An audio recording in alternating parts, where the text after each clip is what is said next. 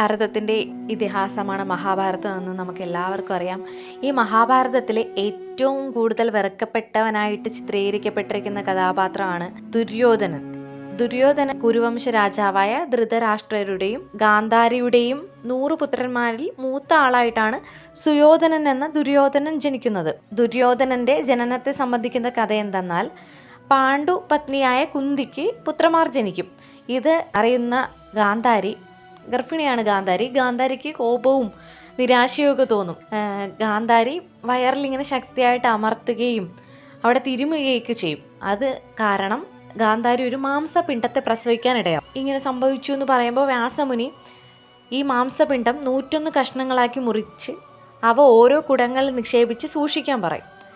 കുറച്ചുനാൾ കഴിഞ്ഞ് ഈ കുടങ്ങളിൽ നിന്നും പൂർണ്ണ വളർച്ച നേടി പുറത്തു വന്നവരാണ് ദുര്യോധനനും ദുശാസനനും അടക്കം 100 പുത്രന്മാർ. ഈ 100 പുരുഷന്മാർക്ക് ഏക സഹോദരിയായിട്ട് ദുശ്ശള എന്ന് പറയുന്ന സഹോദരി ജനിക്കുന്നു.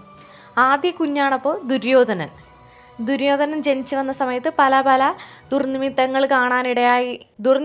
കാണാനിടയായതുകൊണ്ട് ധൃതരാഷ്ട്രർ ബ്രാഹ്മണരെയും ഭീഷ്മരെയൊക്കെ മറ്റും വരുത്തി ദുര്യോധനൻ്റെ ഭാവി എന്താവുമെന്ന് ചർച്ചയൊക്കെ ചെയ്തിരുന്നു.